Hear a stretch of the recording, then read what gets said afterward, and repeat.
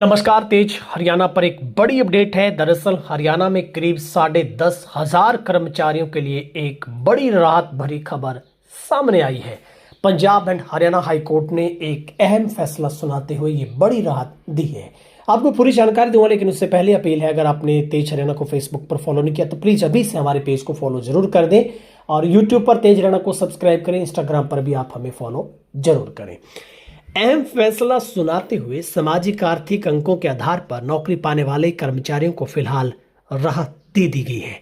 इसका मतलब यह है कि जिन लोगों की नौकरी इस आधार पर लगी थी कि उनकी नौकरी पर तुरंत कोई खतरा नहीं रहेगा।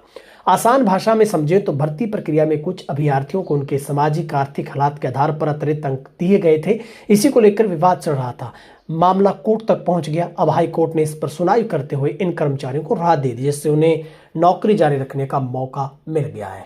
इस फैसले से उन हजारों परिवारों को बड़ी राहत मिली है जो नौकरियों पर निर्भर है। हालांकि मामला भी पूरी तरह से खत्म नहीं हुआ, आगे भी सुनवाई हो सकती है, लेकिन फिलहाल के लिए कर्मचारियों के लिए बड़ी चिंता से राहत जरूर मिल गई है।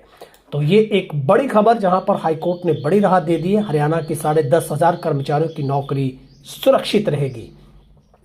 सामाजिक व आर्थिक आधार पर अंकों के मामले में सरकार द्वारा दायर पुनर्विचार याचिका पंजाब एंड हरियाणा हाईकोर्ट को हाईकोर्ट ने स्वीकार कर लिया है। हाईकोर्ट के इस आदेश से लगभग 10,500 कर्मचारियों को राहत मिल गई है।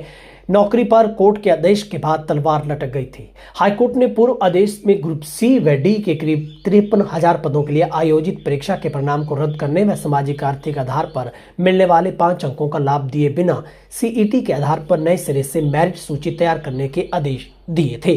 इसके खिलाफ सरकार ने पुनर्विचार करने का आग्रह किया था। इससे पहले सामाजिक आर्थिक आधार पर आरक्षण को लेकर जारी विस्तृत आदेश में हाईकोर्ट ने कहा था कि ये एक प्रकार से आरक्षण देने जैसा है। जब आर्थिक पिछड़ा वर्ग के तहत राज्य सरकार ने आरक्षण का लाभ दिया है तो क्यों ये आर्टिफिशियल श्रेणी बनाई जा रही है। तो अब इस मामले में बड़ी जो राहत है वो तमाम कर्मचारियों को मिल गई है और ऐसे में अब इनके खिलाफ सरकार ने पुनर्विचार करने का जो आग्रह किया था सामाजिक आर्थिक आधार पर आरक्षण को लेकर, इसमें आदेश में हाईकोर्ट ने पहले से कहा था कि ये एक आरक्षण देने जैसा ही एक पैटर्न है। जब आर्थिक पिछड़ा वर्ग के तहत राज्य सरकार ने आरक्षण का लाभ दिया है तो फिर क्यों इस आर्टिफिशियल श्रेणी बनाई जा रही है। हाईकोर्ट ने कहा था कि ये लाभ देने से पहले ना तो कोई डेटा एकत्रित किया गया, कलेक्ट किया गया, ना ही कोई आयोग बनाया गया। इस प्रकार पहले ही सीईटी में 5 अंकों का, फिर भर्ती परीक्षा में 2.5 अंकों का लाभ, तो भर्ती का परिणाम पूरी तरह से ही बदल देगा। इन अंकों का लाभ देते हुए केवल पी धारकों को योग्य मनाया गया, जो संविधान के अनुसार सही नहीं है। नियुक्ति में किसी को लाभ राज्य के लोगों तक सीमित नहीं रखा जा सकता। सभी नागरिक रोजगार पाने के हकदार हों। वो राज्य सरकार को सार्वजनिक रोजगार में नागरिकता के आधार पर विशेष आरक्षण लागू करने की अनुमति नहीं दी जा सकती।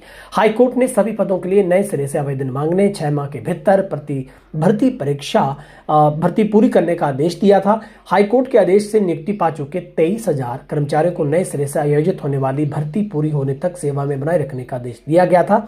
यदि वे दोबारा आयोजित परीक्षा में पास होकर अपना स्थान नहीं बना पाते तो उन्हें बर्खास्त करने का हाईकोर्ट ने इन्हें आदेश है वो दिया था।